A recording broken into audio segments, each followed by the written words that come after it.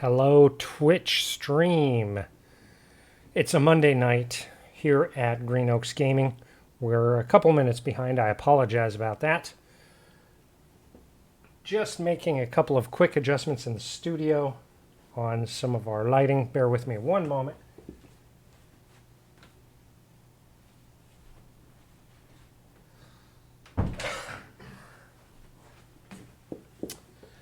All righty.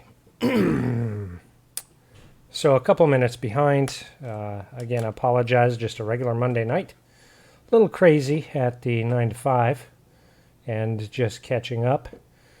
Again, this is Green Oaks Gaming, and I'm Joe here for our newest schedule, which we started just 2 weeks ago.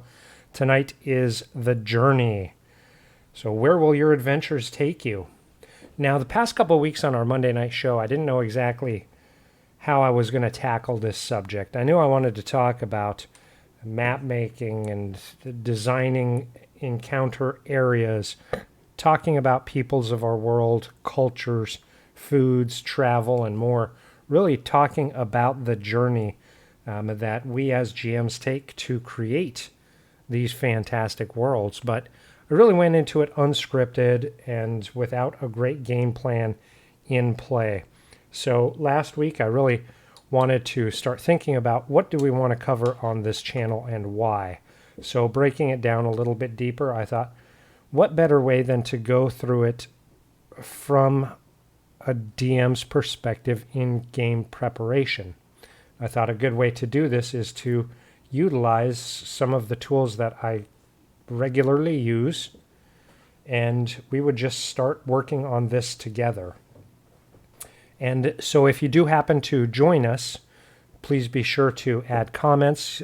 Feedback will be live on Twitch. If you catch the VOD, please feel free to still add comments, and I will address them prior to sending anything out to YouTube. And if you capture this on YouTube and watch it on YouTube, please feel free to add comments there as well.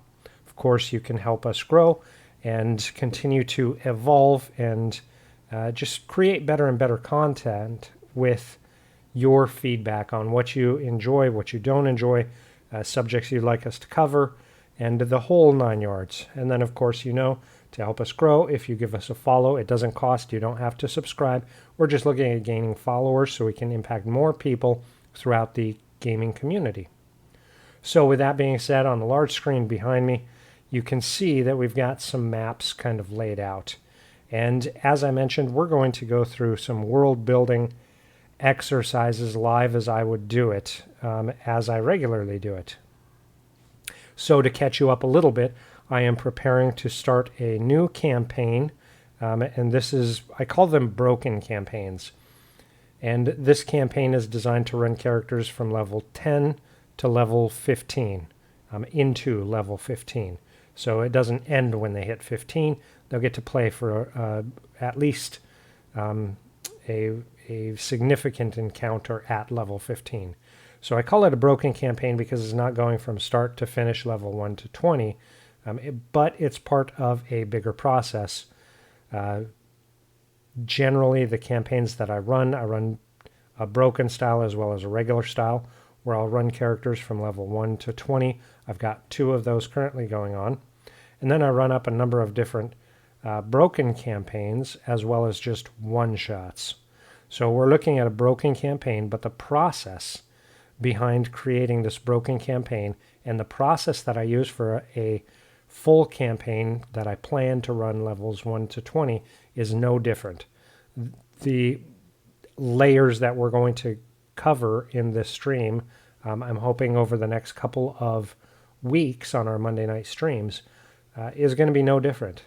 So even though this campaign that I'm starting is designed for characters starting at level 10, the steps I'm going to take are no different or have very little difference to the steps I would take at a level 1 campaign. Maybe not quite as micro detailed as I would need for a level 1. I'm going to think a little more higher level. So I suppose there will be some differences, but the steps and processes are going to be exactly the same.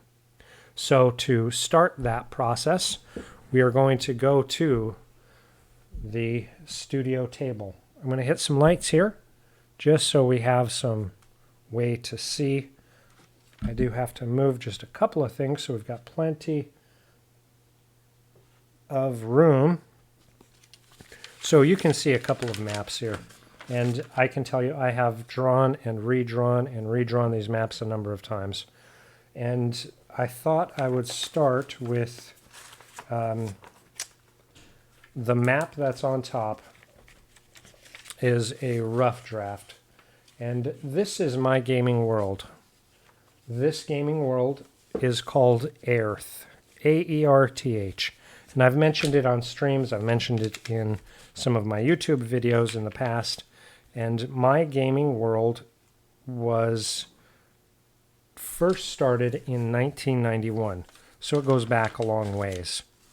Now, I've been using the same gaming world for multiple editions. When I started this, I was still playing a combination of advanced Dungeons and Dragons and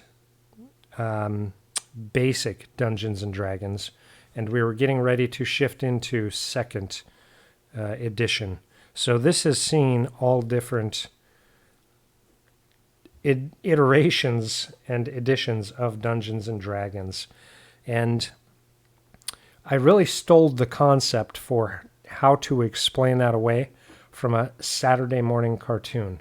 So Thundar the Barbarian had a fantastic opening. I can remember it vividly when it talks about the planet that Thundar is from.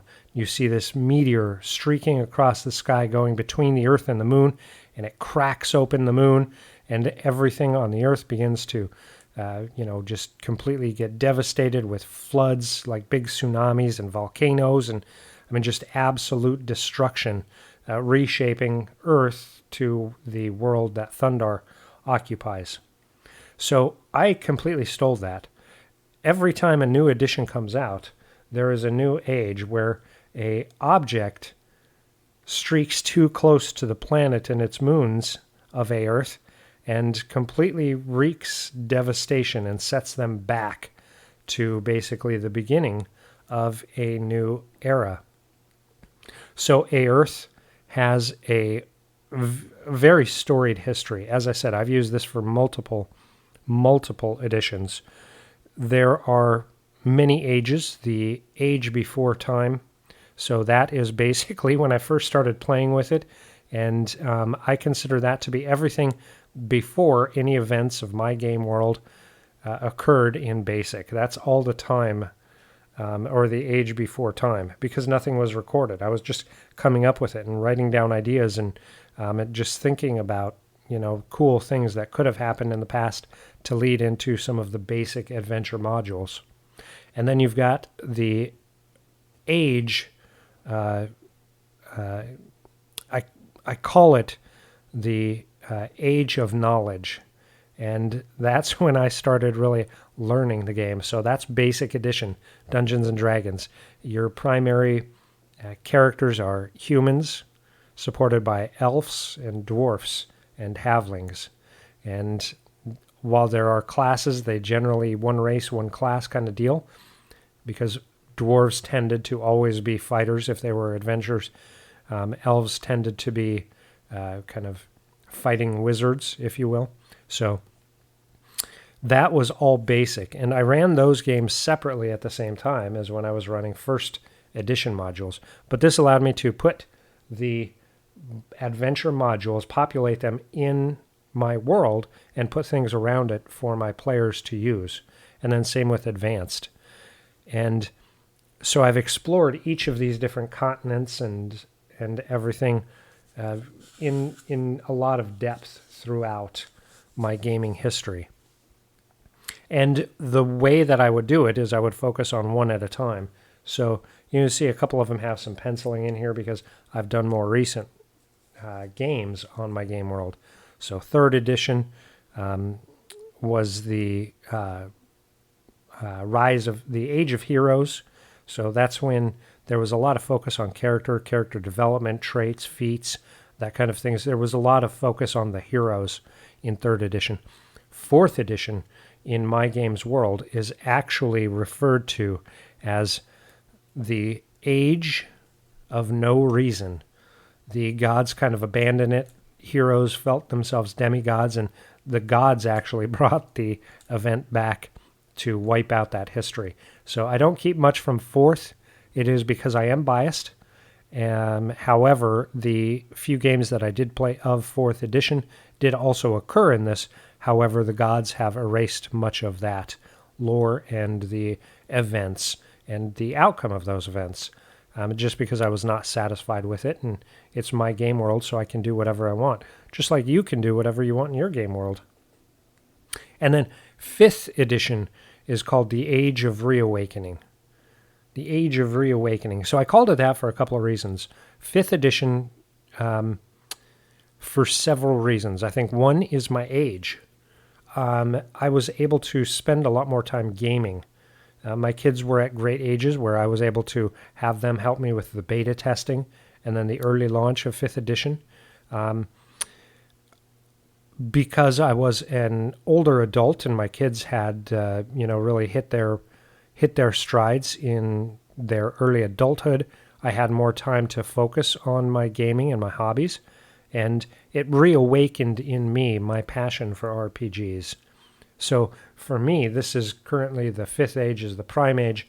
That's what I'm exploring now and have been since the launch of 5th edition. So in my game world, areas that I have conducted games have included the primary lands of Vintland, and that one was a short-lived campaign. We only got to 4th level. I was not even able to do a full broken campaign where we got to 5th level, and it was all very regional and localized.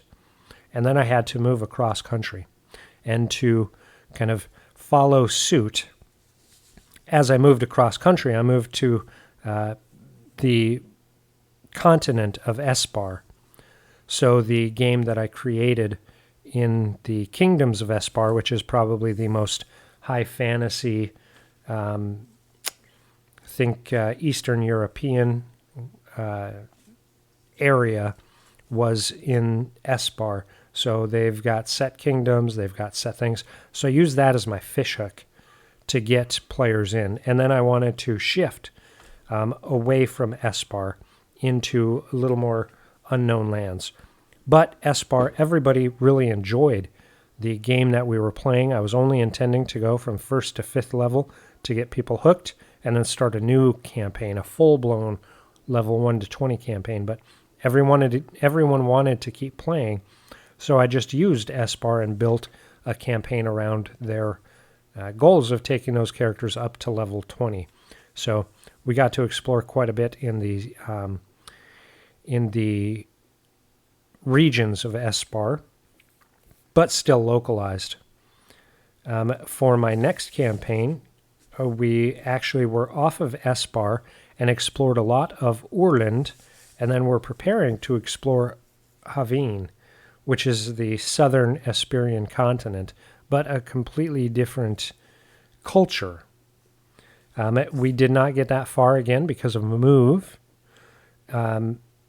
And to save time after my move, as I was working on gaming groups here, I went right back to the continent of Espar because I had a lot of materials all in a nice binder, prepped up and ready to go to where I could start gaming fast. So currently, I've got 3 campaigns that are happening in northern frontierlands of Espar. So the events from the previous campaign in Espar are still being talked about. So I've got, as well as some of the events that happened in the Erland campaigns. So I've got things like the Council of Wizards who are talking about the occurrences of the Silver Brotherhood in Espar, as well as the Castaway Casting Company, who were most notably recognized as hailing from Erland, even though they assembled just off the shores of Espar. But for this next campaign, even though the party that I'm currently working on is in northern Espar, we are going to completely shift them Now I've already got the way that I'm going to shift them, and in this campaign they have the choice. They can take the characters that they built from level 1 to level 10. They can use those characters, or they can create new ones. I told them it was up to them. I do have a couple of caveats in that the campaign that I'm going to run is going to be a good aligned campaign. So we've got a couple of evil and a couple of very neutral characters who will have some of they'll have consequences to some of the choices they've made in-game, which will affect them prior to the next campaign, but I can't talk about those yet. But I'm leaving the door open so they can do whatever they want, character-wise. Now, to shift them, I thought about shifting them away from Espar down into Haveen. However, I've got a lot of materials that I've already got another campaign prepping for with that. So I wanted to shift it completely out and locate them in a much more remote and dangerous region of my lands. And I don't have it penciled in here, but this area here is basically, it's considered one continent, but it's got really 3 kind of land masses to it. And there has been in previous editions, so 2nd edition, there was quite a lot that occurred in these lands because the heroes really rose up and created 2 kingdoms on this part here. And then in 4th edition, when we revisited this area for a couple of campaigns, the I'll say the anti-heroes just wreaked havoc, absolutely wreaked havoc. So that's where I am going to start. And to start there, I'm just going to use a clean sheet of paper and start critically thinking of the landmass. Now again, this has a lot of history behind it for me. However, you can do this same thing without having it have as much detailed backstory and history. The process, as I said before, is the same. It doesn't matter what level of campaign you're doing or anything. Again, this is not the end-all be-all. You have to do it this way. This is how I do it, and I hope that you're able to take something away from it and really enjoy my process. You can see I'm very much a pen and paper, old school kind of guy. I am trying to get better at digital. I promise you I am. We're going to be doing lots of uploads, of course, on the 15th to our Patreon site. So I'm hoping that helps clear out some of the clutter and really forces me to become digital. But because I do things like streaming and everything, I'm not able to utilize the computer while doing this process while streaming as efficiently. So bear with me as we go old school with pen and paper, pencil and paper, and get after some of this. And I realize I've already taken up 20 minutes. Let's jump right into it. So this landmass here in the past has been called Deutschland. And it was, as I said, for 2nd edition, a huge area for me for campaigning. It had lots of great character to the lands, lots of choke points to really kind of design opportunities to make travel more difficult, which is important for me in some of my wilderness campaigns, to keep areas closed off from each other so that the cultures would grow. And there are so many ways of designing areas. I'm not even going to step into it other than saying design an area or pick off of a map, throw some dice on paper and sketch around them. However you design your area, start with some type of a shape that you can then start applying some logic to. So for this one here, Deutschland, I'm going to give it already a little bit of history that I know, which was this was And I know I may change around this angle here. Will move me. Just so you can see more of the paper. So it was extremely prosperous and what's the right word I'm looking for? This was extremely prosperous and justly ruled in the Second Age.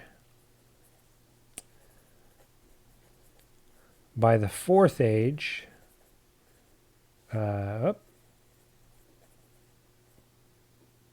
chaos ensued.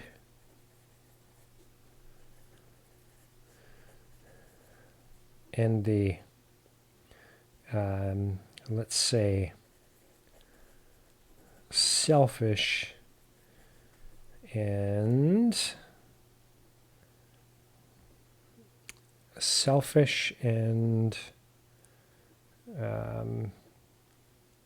boy, I don't want to insult too bad. Selfish and despondent.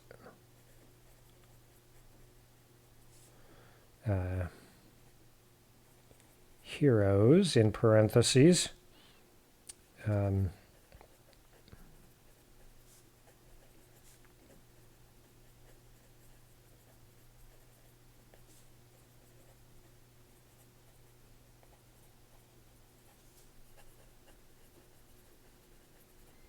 So just a quick brief history.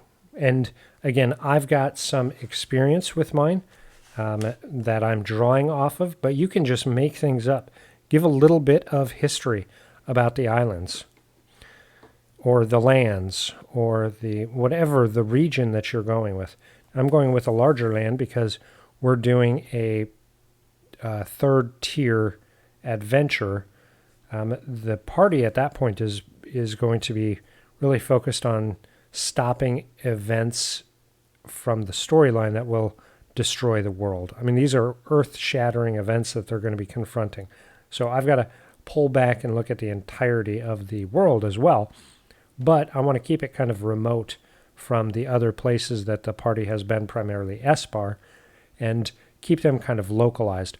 The earth-shattering event is coming from these lands. Now, this background already gives me a good opportunity to say why there would be these earth-shattering events coming from this land, because at one point it was really well and prosperous. Through the Second Age, everything was going good and good. We'll say they plateaued in the Third Age and kind of got stagnant.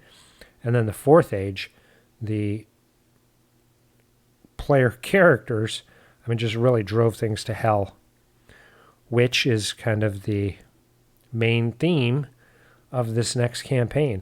This is a perfect gateway for me to allow these events to have bubbled up for over 500 years that my players have been, kind of aware of the history of in Espar.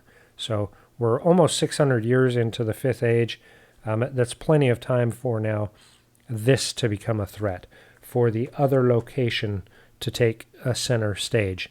With the history that we have, it makes a perfect opportunity for me to unleash these chaoses into the world.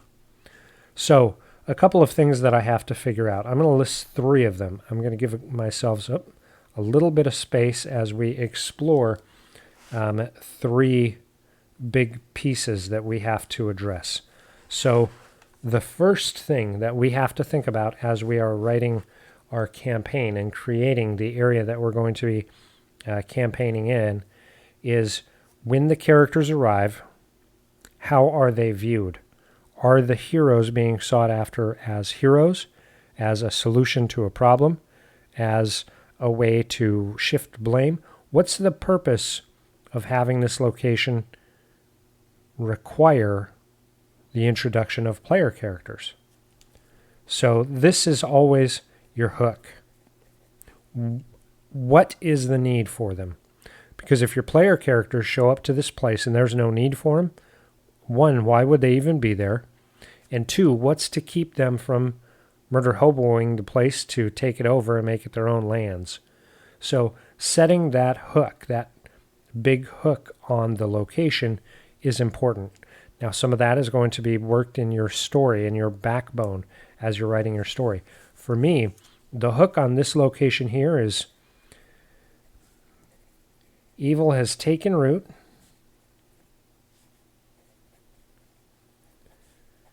and is becoming more apparent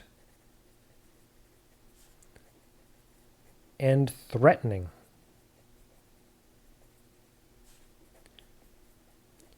Heroes are needed to address the problem. So that's why our characters are coming to this land. That's why we're setting it here rather than anybody else. Sure, we can set this anywhere we want, but we have a reason for this to be the location our heroes need to be in.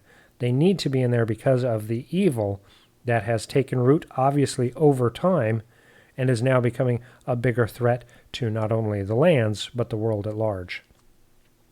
So that's our hook on why this location, which we'll dive into further and further and see why that hook matters here as our starting point to our adventures. So that's point number one that we really need to look at and address.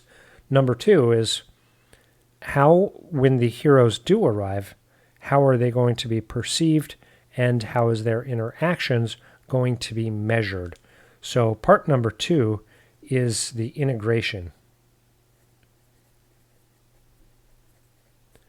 If, for instance, I run a lot of good campaigns and my players want to play evil characters, that integration is going to be strained. It's going to be challenged. Currently, the populace is looking for heroes in where this set party, where this group of player characters are at in the frontiers of Espar. Because they have not been as good as the populace feels heroes should be, they're starting to get kind of the rub a little bit. There are some added levies and some surcharges being added to purchases. They're not greeted as warmly as they once were. People had been going out of their way to talk to these groups of adventurers. People have been going out of their way to try to do favors. But that, I don't know if it's been as apparent to the players because they've been moving kind of fast, but that has dwindled down to nearly nothing.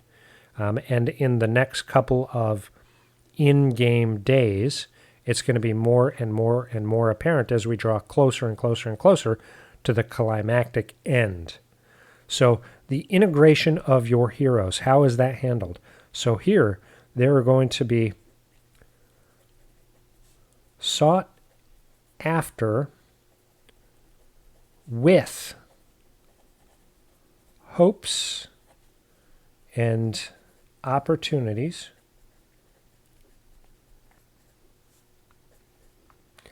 and then we're going to fill in blanks on hired and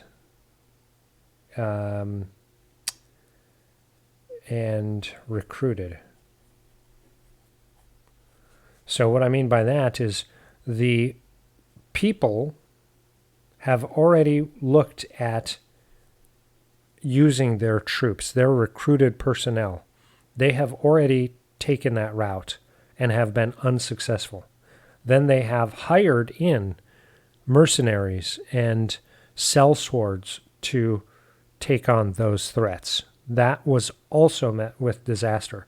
So now the populace is seeking out heroes with hopes that someone can deliver them, stop this evil, and stop the possible destruction of the worlds with the opportunity that not only are they going to be saving the worlds, but additional opportunities that may appeal to the characters. So the opportunities is going to become very important in our session 0, and we'll talk more about that at another point too. And then the third thing we need to look at is what is the landscape and personas. So this is also going to play quite a bit into our world building, into our campaign. So again, I have a lot of history that I could draw upon this. However, I haven't touched this. I haven't touched this since the 4th Age. So I've got whatever happened at the close of the 4th Age has not been explored. I have not touched this area. So this is all prime opportunity for me to create new landscape and personas for these lands.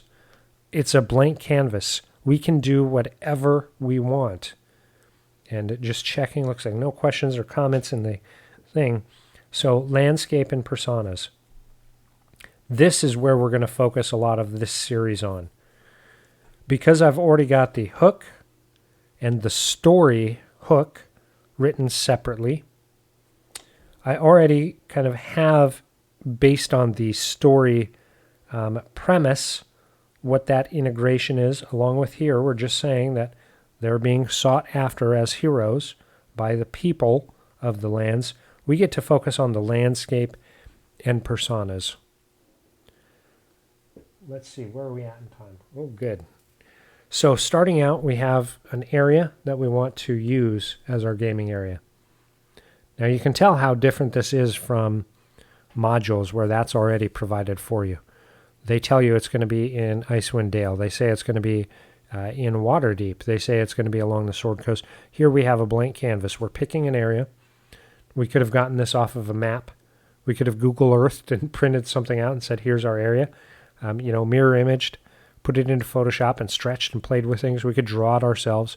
Lots of different ways to come up with your area. We've added it into our story hooks. It meets our needs. Now we're going to look at the landscape and personas. So with this one here, looking at the landscape proper, knowing what I know from my world's history, I know this is basically on the landscape. There are 3 land masses. So basically the way I break them down is 1, 2, and 3. And then this is kind of the bridging connecting point. These two obviously are a lot more connected than these two, and these two are barely connected just through that land bridge there. So we've got 3 land masses. Now when I previously ran this, it was basically 3 different types of, let's say, I hate to say personas again, 3 different overarching cultures that had many subcultures in them. How's that? So we know we've got 3 land masses. Since the break of time, everything was kind of rewritten and scrambled up and restarted. What's happened to those people? I'm going to say the devastation alone would be rough. Places that would have really felt it would have been most of the coasts, of course, between all of the tsunamis and flooding, but also one of the areas is extremely volcanic, so that area would have too. So the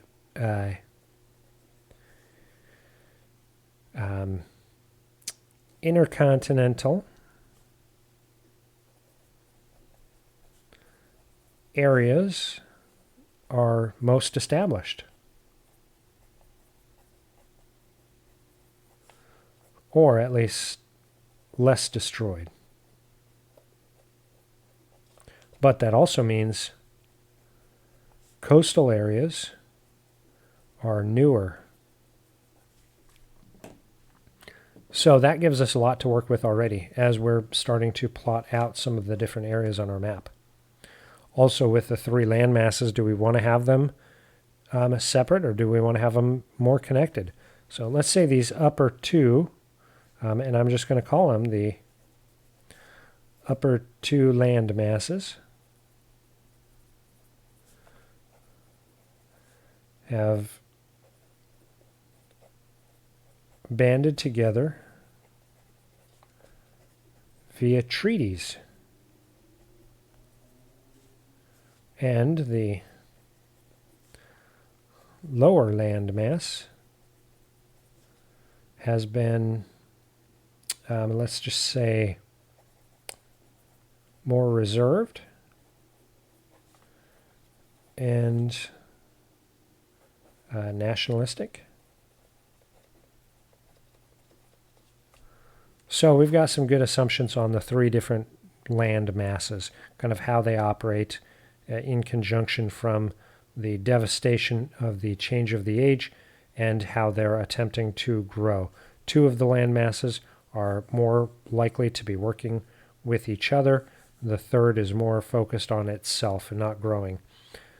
This landmass I've always loved has some really cool dimensions. And thinking about newer coastal areas, this area here is great for the land masses to have more sea travel, which is going to be a lot faster than overland through the ranges of volcanoes, because initially this was one large volcano that erupted ages ago, basically, and created that sea there.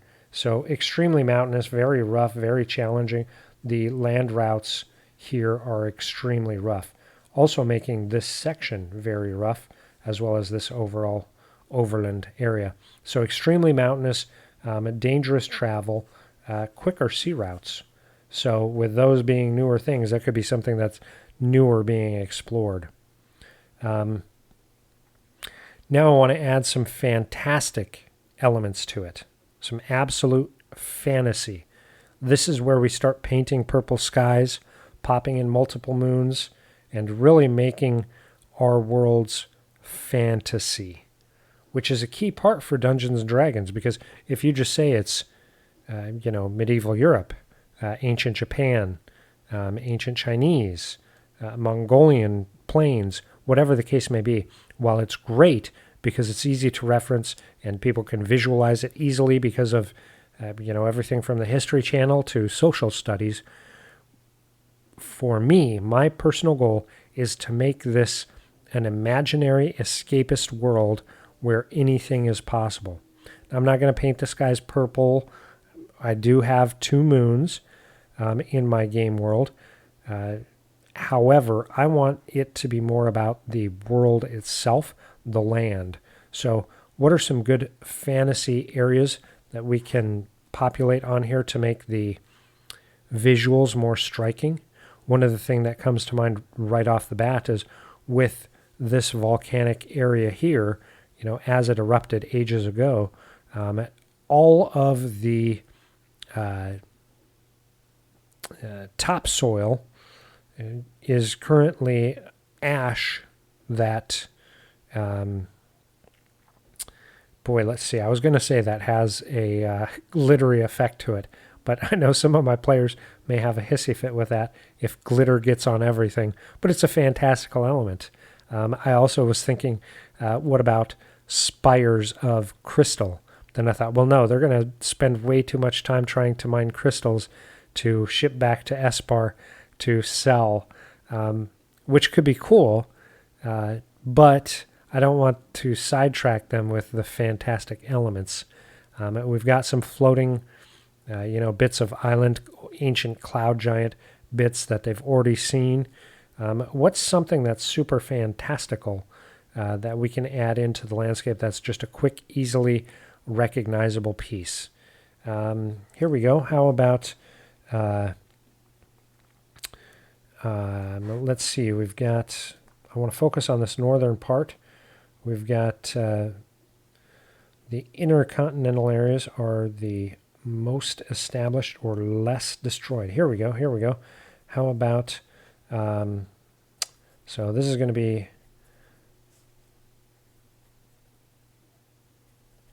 fantastical elements.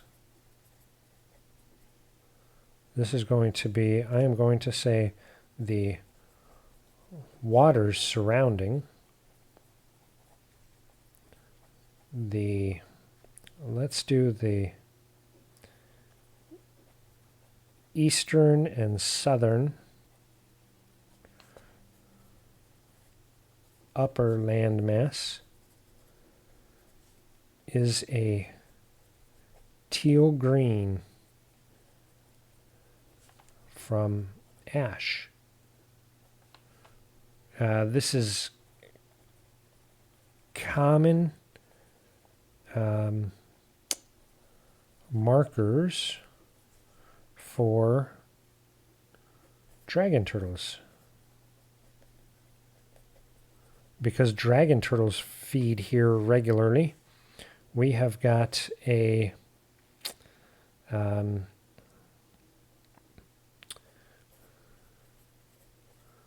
dragon graveyard. Thinking of dragons, we have got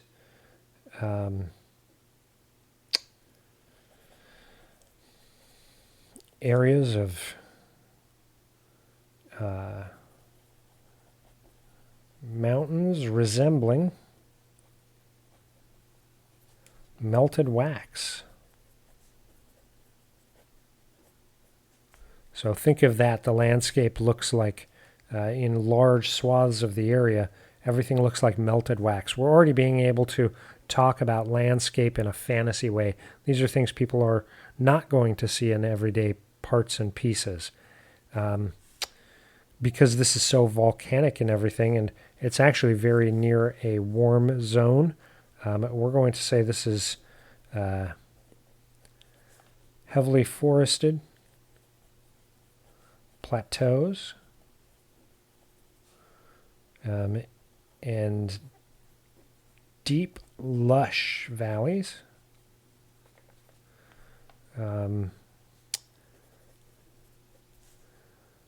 Most travel is via boat or flying creature. So most of our troops fly on, and then we can pick things that are going to be more fantastical. In this last campaign that this group of player characters, they have been using giant eagles quite a bit. It could be something as simple as giant eagles, maybe giant owls, whatever the case may be. They actually are in or recently were in an area where there were lots of dinosaurs, and so there were some all different types, but there was one area that they visited that was designed for hunters and scouts to use. Oh my gosh, now I'm not even able to think of the word. The flying dinosaurs. I want to say petrodons, but I don't think that's right. Anyhow, whatever the flying dragons are. Yeah, I'm just blank. I'm blank right now. Can you believe that? Anyhow, so generally the troops are going to fly on some type of a beast. That's going to add a fantasy element to it. Let's see, how are we on time? Oh, we're sitting good. Still about 15 minutes. So again, we're just looking at part of this. This is going to take a bit for us to do. Excuse me. One of the things I want to say is, if you want to really GM well, the prep work that you put into it is going to take more time. It's going to be a little more effort, but the reward from it is going to be huge. Your players are going to really feel it, and you're going to have more opportunity to explore that prep work with your characters. Huge opportunities. Now, again, you can start this on the micro level and then work out, or you can start it on the macro level and work in. I've already done so much work that I am starting it on the region. Even though I've got a world here that I have used and can use, I'm really starting large. If I were doing it from a level 1, here's where I would vary it, is I would still start in the same process. I would pick where I'm going to have it, but then I would more quickly focus in on a smaller region, which we'll get to in the next version. What I want to do is really focus on the larger area because I'm going to be bringing in level 10 characters. I need to know what the area is going to be like. What are they going to be encountering? So there we've got the upper parts, the upper continents done pretty well. I have not finalized it all yet. Obviously, the troops fly on. I'm probably going to go through Volos and the monster manual to pick something out. So I'm just going to leave a big X right there for right now. Now the southern area, this is the lower one. We're going to do it exactly the same. Because they have been more reserved from the previous two, they have not been working as well with these two and rebuilding after the events. Now we know it's been almost 600 years that they have been able to kind of recoup from that. But what does that mean for them? They obviously have a much larger land mass, a lot more coast, even though, I mean, I would say maybe the same amount of coast because of the different seas and everything. But what does it mean for them to have the majority of their coasts wiped out and the majority of the, surviving relics and peoples be inland? They've been cut off a lot. They've been keeping to themselves. We know they've been going back to the coasts, of course, because there's more opportunity for fishing and survival. I mean, humans naturally move to coasts and waterways, as do many mammals. So that makes a lot of good sense. Now, the topography is very different. This is not part of this same volcano, though it is part of the same mountain chain. It just more aged. This one kind of rose up out of the sea, where this one was already up. This is like plate tectonics. This came up. So this is more jagged and rugged, where this one has had more erosion to time than this upper part. So not quite as rough topography. But let's think about our fantastical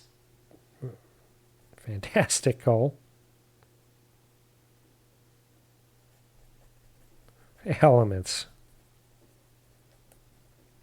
So we know this one here is going to be smoother. Some of the things we can do that are going to be more fantasy related is, because this is older, we do have some very large lakes. What about this area riddled with, let's say, a mile-high badlands. So I'm thinking of things, again, this is drawing on regular, but making it fantastic. Think of some of the things like arches and things like that, where the rock features are just massive and huge and miles high. The populace would look at those over time as solid structures. So buildings and cities are clinging to rock faces and features.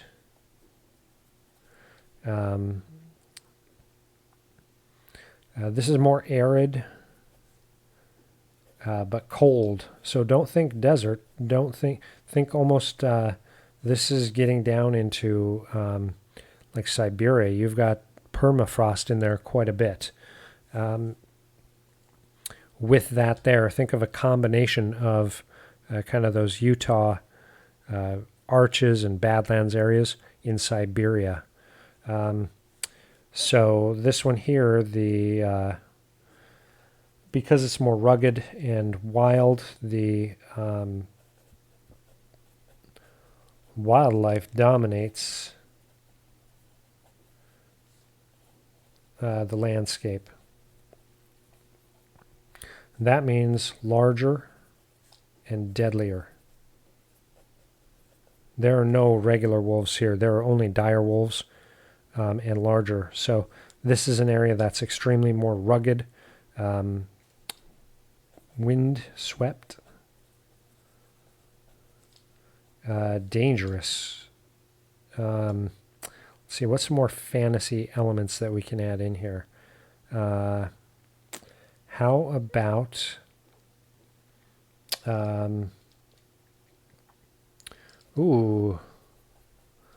select hot springs are treated like oasis. These are prized and used by royalty for leverage.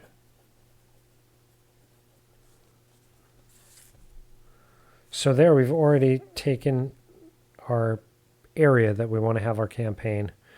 We've listed out kind of the elements that we need to focus on with campaign building and starting an area with a hook. We know that evil has taken root and is becoming more apparent and threatening. We'll get more into that in another session, talking about the premise of the story, integration of the characters. Why are they there, and why would the lands want them there, and then how are they treated when they first get there. So again, this is all first. Everything that happens after your introduction should be driven by your player characters. This is an interactive storytelling game, and we need to let them tell stories. We just need to referee the telling of their stories based on the breadcrumbs that we lay down. And then the third part, we're working on landscape and personas. So the landscape, I think we've got a good start here. I know we're running low on time. And so next week, where we're going to pick up is starting to work on a micro level. Now again, we're looking at it from a large continental piece. But if we were looking at this for a first level adventure start point, it would be no different. Only instead of looking at a continent, we would be looking at a region or maybe a township. So the scale is definitely different. But from this perspective, everything is the same. All of this is going to match regardless of how you're building your game world, your game location. Because whether you're starting in a township or with a pre-built world, it's world building. And that's the journey that we're going to discover in this series. That's what we're going to explore. That's what we're going to build out and work on together. Currently working on the landscape and personas. We've got the landscape kind of started. We're going to go in and actually map some of this out. And again, the scale will be different, but the process is going to be the same. As we build this out and really put the location that our campaign is going to occur in, the process is going to be the same. Only the scale currently on this level is going to be different. So I hope that this session has been better than the last two. I hope it's been insightful. I hope it helps you in some way, shape, or form with your campaign building, your gaming, and creating a world of your own, and helping you on the journey to not only creating these fantasy game worlds in your RPGs regardless of the system, but helping you to better find ways to bring in your player characters into the fold to make this journey all about them and what they can achieve in the worlds that you create. So we got a little bit of a late start, but looks like we're ending right on time. Again, just a quick little plug that if you're able to give us a follow, please do so. Again, we're not asking for subscribers. All we want to do is grow our follower list so we're seen and shared by more people so that we can continue to grow the community. Real quick, just going over our schedule as a reminder for Green Oaks Gaming. Mondays is the journey. Tuesdays, now I have to go and get my cheat sheet. because this is a brand new schedule for us on week 3 now. Tuesdays is Pursuing a Passion, honest reviews of products and sites.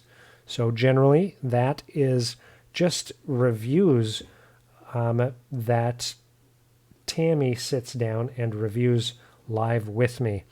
We've already done the starter set as well as the Essentials kit. Both of those are going to be used as giveaways when we reach 50 followers. So again, another reason to follow us. Wednesdays is called Inspirations. We build a character from a miniature. So rather than building a character and then looking for a miniature or having to pay for a specialty miniatures, we pick a very cool miniature and we build a character off of it. It's a cool concept. So far we've done 2 shows. I've enjoyed both of them. I hope other people have as well. This week we're going to be turning that on its head and we're going to be building something specifically for GMs. So if you're a GM, be sure to watch us on this Wednesday. That's 8 to 9 Central. Fridays, we do the adventure log. It's just a short little recap of what we've done through the week. And then Saturdays, of course, we start our week on Saturday and end on Friday.